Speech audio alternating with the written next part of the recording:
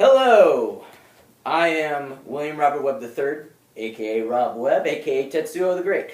Here I have over here is Josh Webb, aka... Why did I say Josh Webb? I mean Josh Scott, aka Joshua Scott, aka Lab Tech 3 from PMS Cop, and I am also Slick from PMS Cop. And Josh just saw the film. We're going to get his reactions to the film. You basically only knew about the scene you were in, pretty much. Yeah, pretty much. That's about all I knew. And the sort of basic outline of the movie. Well, I mean, I knew that it was about a cop suffering from PMS that snaps and kills people. And that's about it. And that was literally about it. Okay, cool. And I'm sorry that this is all badly framed and stuff. I'm just using my iPad, and we gotta get this shot as fast as possible, because after this, Josh has to pick up his sister. So, beginning thoughts on PMS Cop. I thought it was really well done. Actually, substantially better than I expected. Especially, I know you commented, like, during your scene, you're like, oh, I actually came off better than... Yeah, I thought so. Actually, I didn't think I did that good, to be honest. Until you actually saw it. Until I actually saw it, yeah. And then, of course, you made a lot of references throughout the whole movie, because you knew that Brian was a Michael Mann fan, and you were like, oh, you could, like, see it. Oh, you could definitely see it, especially, in my opinion, I saw a lot of Thief in there, especially, like, the shot where, I don't know his name, the guy that has, like, the cigarette in his hand. Oh, yeah, the guy that's supposed to be Mary's dad in the flashback. Okay, Mary's father, yeah, he's the guy with the cigarette. Like, that, like, frame angle there just, like, straight up reminded me of this kind of, was very Michael Mann-esque. And also a lot of, like, the hallway shots of them walking down the hallways. Yeah. With the music playing. Yeah. And then, other things that you thought were pretty good? Because I know there are a couple of things I'll bring up, but I just want, like... I really thought the fact that it actually fairly effectively segued in a way that I didn't think it could between the actress who played her in the first part, and then third in the movie. Well, yeah, I mean, to the other one, like, it actually didn't seem as jarring as you would have expected. Well, it's because it's the almost whole, like it's a completely different person, and you actually accept. But it works in that, like, 70s Hulk Lou Ferrigno kind of Oh, way. exactly, because you accept that it's a completely different person, more or less. Because I mean, she doesn't even have any dialogue, does she? No. There's no dialogue. There's no dialogue for when she becomes the PMS Cop. So it's almost like it's completely a different person, essentially. Yeah. Completely, and I liked that. I really liked Dan Skinner. In both of his roles? In both of his roles, because he played... and apparently he's a really nice guy. So he is. He's, like, one of the nicest guys I've met. He actually... I should probably invite you, because he likes having people come. I know he has a get-together that he usually... Him and his wife stopped doing, but they're doing again on Saturdays. I'll talk to you about that after we do this video, but... Because I'd really like to introduce you to him and his wife, because they're really, really nice people. But yeah, he's a really cool guy, and I know that when John O.Z. had already seen the movie, and he had never met Dan Skinner, and when he first, and Dan has told this, Dan goes, yeah, when I met John O.Z., John O. was kind of afraid of me because of those two roles. Because he thought, well, is this guy really, really like that? And he's like, no, Dan is like the complete opposite of the two roles he played in the movie. Which is really cool that he played a role like that. And did it really well. Although he's kind of typecast to do that. Because I know the other films he's done prior to PMS Cop, he kind of plays psychopathic kind of. Well, he kind of looks like a psychopathic type guy. I mean, that's not really like an insult. I mean, he just...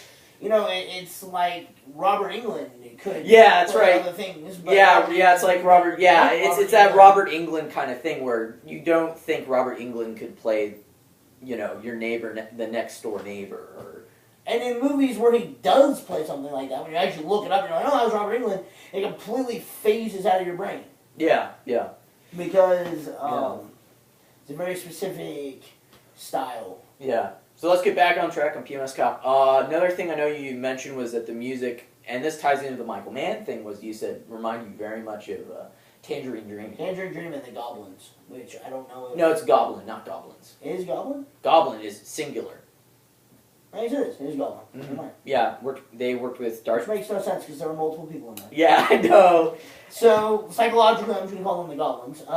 But Goblin reminds me a lot of that, too. Whatever that was considered. I don't know, like 70s, 80s. It was like... progressive trance rock. Yeah. Whatever you want to call it. Like synth rock with odd progressions. Yeah.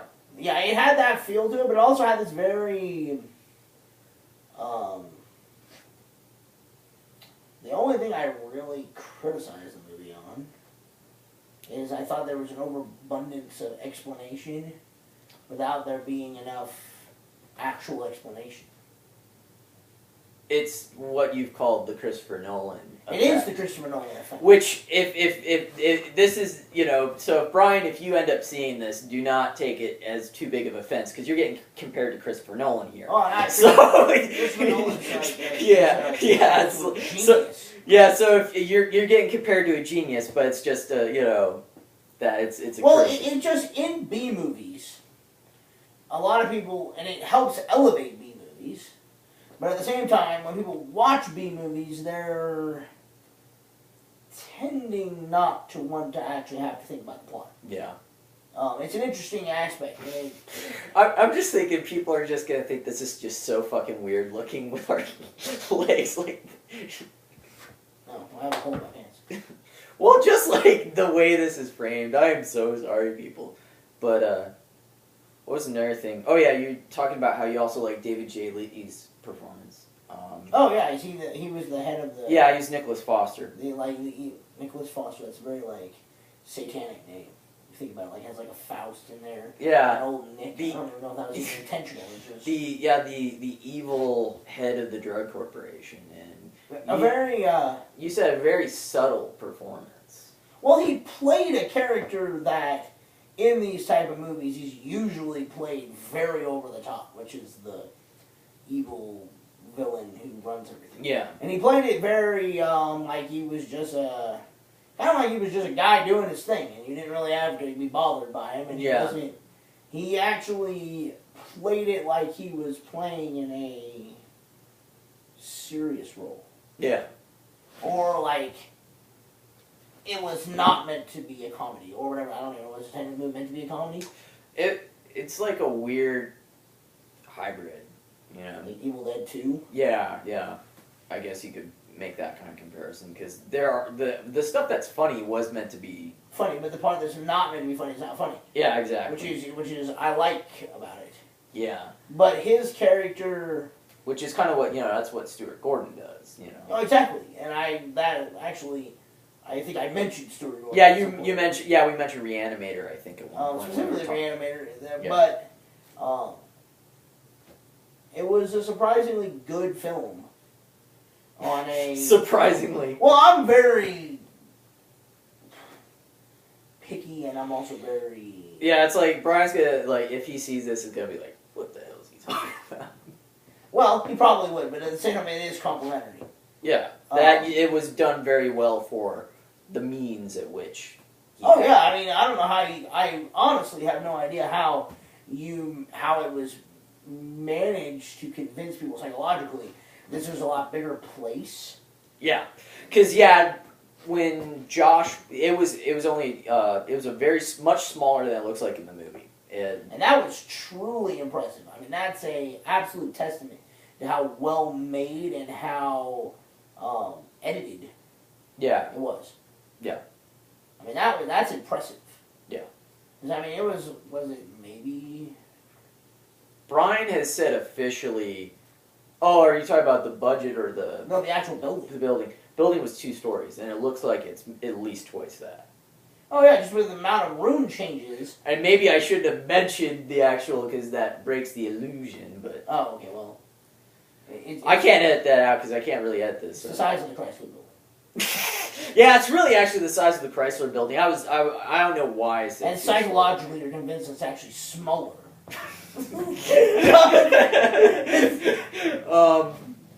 So. What was the budget on the film? I don't really know. Well, he's officially said. I know he said on a podcast that it was $10,000.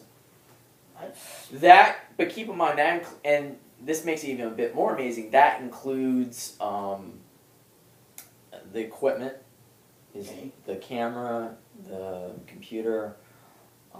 I think it includes that. He hasn't said it does include that, but I would assume it is part of that. And also, he had a lot of insurance money he had to pay to be able to shoot in the building. He had to pay a big. I don't know how much it was, but there was an insurance claim he had to put on the place, which is what typically actual studio backed films have to do that too. Oh yeah. So this isn't anything out of the ordinary, but and it's plus how much the owners asked. Because for those that don't know, the building is trying to get sold. Has been since before the movie. And I really, really liked the gunfight. Which one? Specifically the one at the convenience store. Okay, yeah. For some reason, it really reminded me of. I want to say it was Out for Justice with Steven Seagal. I don't even know why, but Steven Seagal. And I don't even know if anybody is a Steven Seagal fan besides me. But I don't know. Robert Rodriguez is. Well, obviously Robert Rodriguez.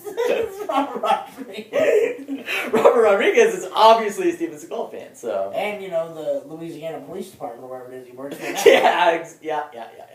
But I mean, it had this that was to be able to do a gunfight. I mean, because I was reading somewhere, and I don't know, maybe it was Tarantino, even said that being able to pull off an action sequence is one of the hardest things you can do in a movie, which is weird. Yeah. So I mean, think something be dialogue and stuff like that. But I mean, you're selling an action sequence, and that did it. I thought that was really good. Yeah. The other ones were more brutal and everything, and that was cool. But I mean, that was just really yeah. And whoever actually taught the girl how to shoot a gun, the original girl, I didn't think the first actress that's in the beginning of the movie. There was a gun handler for some of the scenes, and I think he might have, but I don't think it was on set. But yeah, because there was a gun handler. So for those of you, we weren't that stupid and didn't have somebody. No, I mean that's actually the actual tactical shots of that were from a strictly tactical. Because I've been studying a lot of tactical weapons training. Actually, were actually not that bad. Unlike most, even big budget Hollywood movies, where they completely fuck it up. Completely fuck it up and do reactions that are not appropriate. Mm-hmm. I mean, some of the later fight scenes were a little bit more Hollywood-ish in that. Hollywood-ish and a little over the top. Yeah. But, and my view is that's because the movie kind of fundamentally changes from being a cop film to being a horror comedy. A horror comedy, and that was really effectively done because it segued from being, obviously the beginning of the clown rapist, and that's pretty much, classic humor there, unless you're offended by that, then maybe not funny, but I mean, for me it was funny. But I can't really talk very long. I'm just trying to think if we can cap on anything else that's just big, because I also don't want to make this too long, otherwise it's gonna for the upload. But any final thoughts? I don't know. It's a good movie. Yeah. Proud you're part of it, and that you're in a film that is now part of, that actually exists. Well, not just that it actually exists, but it's distributed by Full Moon of all. Yeah, which is awesome. I know. That's they're fairly legendary as far as that goes. That's. And even if you go even further back with Charles Band's involvement with Empire. Oh yeah. Which all the early Stuart Gordon films. Oh yeah. You know.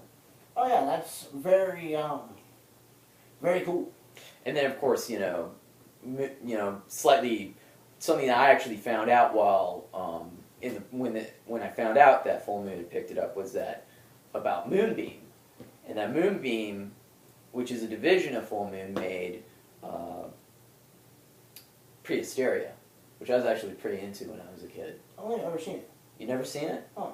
That's pretty good. That's a kid from Last Action Hero and Lawnmower Man and these animatronic dinosaurs.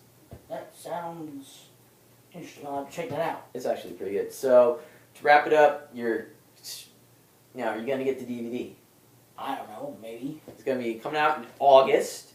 I don't remember exactly the day. I'll probably put in the description below, including and probably a link to where you can pre-order it on Amazon, because it's up for pre-order on Amazon right now. Well, I don't have a credit card. Oh. Nor do I actually. Do you have a debit card? No. No? So you don't have a bank account? I do have a bank account, yeah. Your bank doesn't have debits? It does. I just don't have one. Okay. I'm gonna cut that part out because it's like, why the fuck are they talking about that? But because I can cut the beginning and the end, but I can't like edit in the. You can't like edit like in the middle. Yeah, I can't.